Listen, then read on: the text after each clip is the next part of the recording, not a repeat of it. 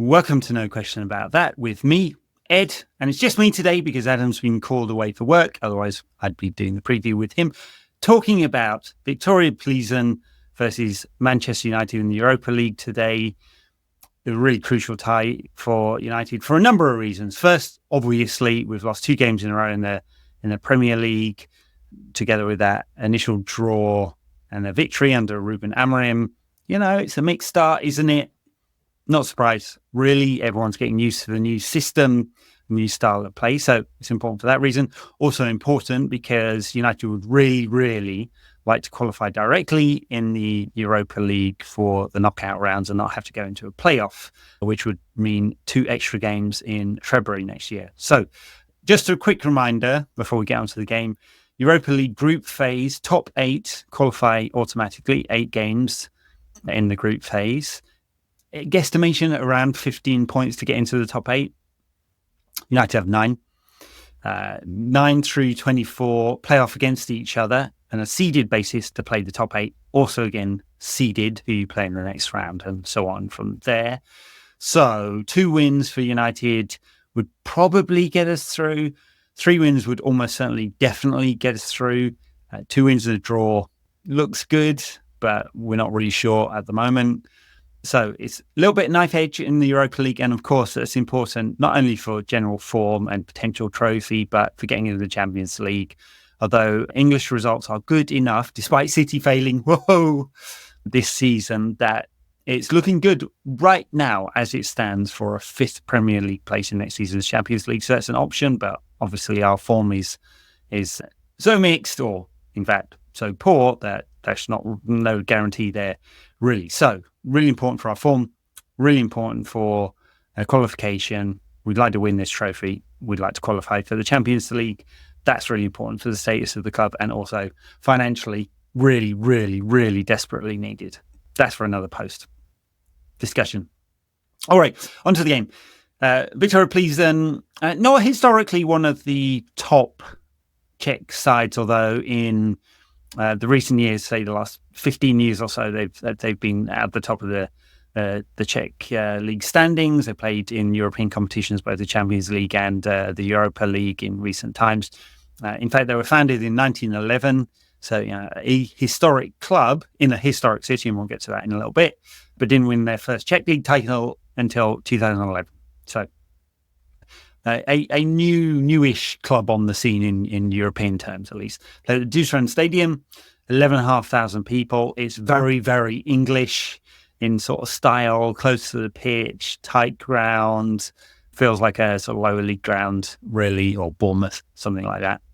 And in the historic city of Plzen, or Pilsner in the English vernacular, home of the world-famous beer, if you're into that kind of thing. And unlike Dan, who you may have noticed on the last pod, claimed if he was going, he'd be having a glass of white wine, which he likes to do on a European away trip. Fine if you're in Nice or something like that, Dan. Not all right if you're in the home of Pilsner. But anyway, that's as an aside. So when it comes to the team, they play in 3-4-3, which is pretty unusual, I have to say, in the modern day, to see 2 3 at the back teams facing off against each other. Although Slavia Prague currently top of the Czech league by 10 points from Viktoria Plzeň, about 40 points. They've got Slavia 50. Also playing 3-4-3, so maybe it's a Czech thing. Honestly, I don't know enough about the Czech league or see enough Czech league matches or any to give you an expert opinion on that one. But it's kind of interesting. They will be up against that. May counter some of the tactical weaknesses United have had in sort of wide areas. But we'll see on that one. I don't have a lot of name players or top nation players. You wouldn't really expect them to. It's quite low down the rankings in terms of the coefficients and the rankings. If you ever see 21st Group's rankings of leagues or the ELO ratings or something like that. So quite a long way down the European rankings. So we wouldn't expect it to be a really high quality side or a really high quality league. That said, Pavel Suk is their is their top scorer this season, got 8 goals, 4 assists, and Mataj Vidra, who you may remember from Burnley and Derby County days. So one fairly tenuous Premier League link there. From the scouting notes that I've read, and honestly, I haven't seen them play a full match at all this season, they're reasonably direct, or at least they get the ball from back to front quite quickly. They'll play with a counter. They'll try and counter-press United to some extent. I don't expect a high-pressing, gegenpressing type approach from them. So maybe we'll see something not dissimilar to the kind of patterns we've started to see under Ruben Amorim, where United have a lot of possession. I mean, 72% possession against Forest at the weekend, and try and soak up the counter. Those double pivot in front of the back three there to react to any counters that happen. United just didn't defend very well at the weekend, but generally speaking, tactically, it worked. Will we see something similar against Plzen? Yeah, I suspect they will. They will do that, be prepared to cede a lot of possession, even at home, and then try and counter from there. They're also apparently quite good at set pieces. Note for United, when defending zonally at corners, make sure you pick up your man in your zone. Haven't done it for 2 games in a row now.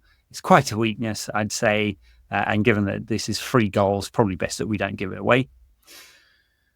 They also have a really good record at home, Plzen. So they've won 7 out of 8 at home this season, and marry that to United. Well, honestly, dreadful away records in the last couple of seasons, especially in Europe. And then that's a little concerning. I mean, after the last victory away from home in the Europa League, that had been over a year, 350 something days since the previous victory away from home. And in recent years, we've seen quite a few really damagingly bad results away from home. So, if you remember back to the Copenhagen game last season, or Istanbul, Başakşehir, absolutely catastrophic games against supposedly unfancied teams where United defended really badly. Now, of course, brand new manager in place, a lot of new players, so you can't necessarily draw the red thread from those games to this one. Just a warning, right? And we haven't been playing well for quite some time now. All right, on to United.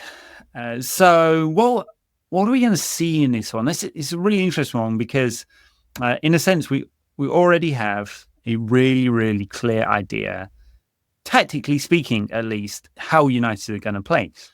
We're going to set them in 3-4-3 or 3-4-2-1. And we'll have 2 wide wing backs, one of which will be Tyrell Malacia, who Ruben Amorim has already said will play. He certainly needs the minutes. Of the other players, let's start with the defence. I mean, I'm going to assume it's Onana because he plays pretty much every game, unless it's I think Bayindir has played twice, has he, in the League Cup? So Onana, and then it's going to be a case of managing minutes and form. So Harry Maguire needs minutes. Lenny Yoro probably needs minutes, but did he get too many at the weekend? We'll see. Matthijs de Ligt looks like he could play a lot of games, and he's played 12 already this season. And Martinez really looks like he could do with a break or a rest. I don't know, he's leggy or lack of form at the moment. He just doesn't look good. He looks especially weak in the channel. And of course, channel defending is not his strong point anyway. But of course, he got beaten in the air quite catastrophically for Forest's opening goal at the weekend as well. So I suspect that Martinez may be given a break, and we may see something like Yoro, de Ligt and Maguire. Of course, Amorim is quite happy to completely change it around from week to week in the defence. Will we see Mazraoui back in the team or at wing back? I suspect, given that who we're playing, Diallo's probably going to keep his place at right wing back. Mazraoui could play instead of Yoro. Yoro has had too many minutes so far. It's just going to be a call for the data science team and Amorim's management of people's minutes, and also his understanding of teams and combinations and stuff like that. Of course, Amorim's trying to do 2 things at once at the moment. It's almost like a pre-season. He's trying to work out the combos and his best sort of mix of players in different positions. And you can, if you go look at the past maps, it's really interesting. The combos are there already, right? It's not been that difficult to instill into place what he wants in terms of build up through the defensive third into the middle third. It's from the middle third into the attacking third. It's a little more tricky, although United did have 31 touches in the Forest box at the weekend, so maybe it's coming. In midfield, this is an interesting one, isn't it? Because Casemiro, we haven't really seen much under Amorim, despite him, as I was just saying, managing both minutes, but also like looking to try all these different combos. I haven't seen much of him. He dropped Eriksen altogether from the matchday squad, so maybe he's signalling already that he wants to move on from that. Mainly will be a question of like, has he where's his recovery at? Right? Is he in a good place to play the weekend and then this game and then City on Sunday? Because I assume we're going to want him for that. And Uwate looks like he'd run all day, so I'm not too concerned about like his fitness levels. And I kind of want to see that combo because I feel like, and if you look into the data that Mainu is starting to show, quite a few more progressive passes. Isn't this what we've been asking for? He's got the skill set. If he's going to be the linking 8, he needs to get on the ball more often. 51 passes, I think, at the weekend. And he also needs to make a lot more progressive passes, which is not his strong point, or at least not being the thing that was asked of him under Erik ten Hag. I think if you saw him in the youth ranks, he was quite comfortable playing the ball forward. Very different football, of course, but so there. Like, let's see that partnership again. I kind of like to see it. In the front three, your guess is as good as mine, right? So we've got 8 players basically for those 3 spots: Rashford, Højlund, Garnacho, Bruno, Mount, Ahmad, although he's only ever really played at right wing back under Amorim, and Anthony. Pick, because I couldn't tell you. Maybe look out for some of those social media accounts that Alejandro Garnacho allegedly likes to let know he's in the team. We might find out on Thursday morning. Naughty boy, by the way, Alejandro, if you really have been doing that, and everyone should go check out Stephen Howson's video from earlier today on that. That is really, really naughty, and you should stop doing it, and you should apologise. It is said. Marcus Rashford reports, of course, this week suggesting that perhaps the club would be willing to sell him. I don't know. Personally, I'd find it kind of sad, really. He's an academy player. He's one of our own. He, of course, has had a very up and down career with United. Some of that's based on injury and burnout. He definitely had 2 seasons where he was impacted quite heavily by injury. But we know his ceiling's really high. It's just been really lumpy over his career. I think some of that's on him, but I don't know why. So when I say it's on him, I'm like, he has to put in the performances. Ruben Amorim said that as well, but I'm not one of these people that subscribes to conspiracy theories like he's not trying, he doesn't care, he got the big contract, he can't be bothered anymore. There's zero evidence of that.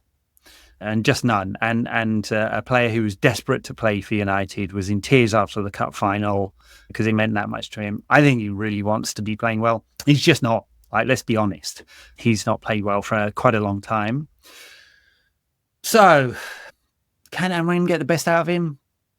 I'd like to think so, because there you have a player who's proven to get more than 30 goals and assists in a season.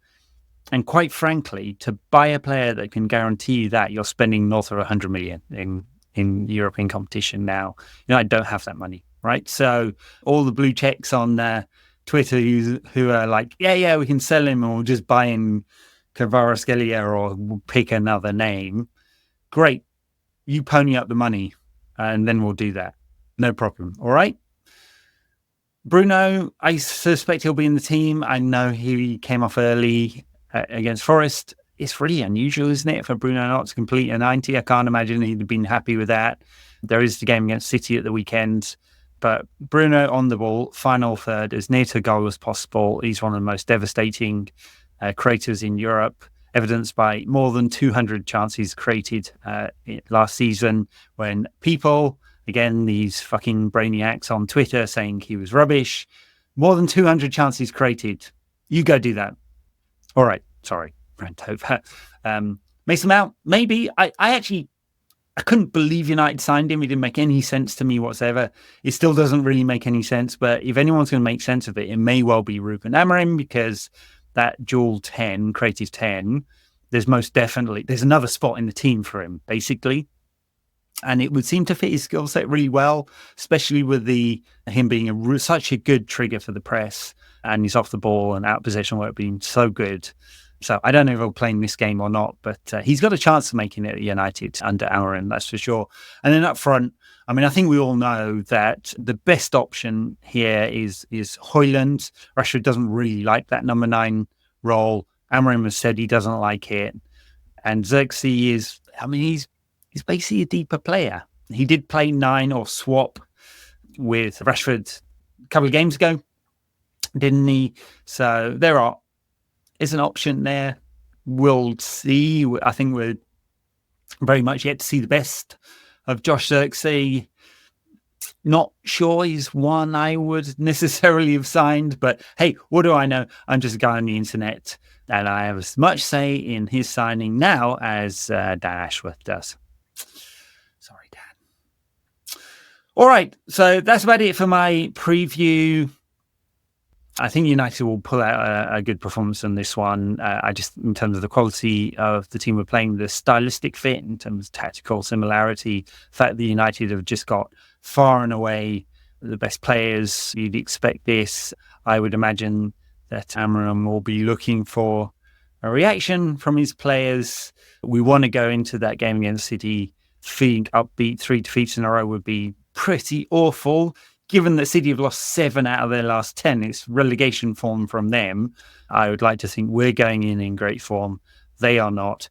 Not counting any chickens for that one just yet. And by the way, we'll be back on Friday with the preview. But yeah, come on, you Reds. Enjoy it. Supporters who are out there in Czechia as well. Bye now. Thanks for listening or watching.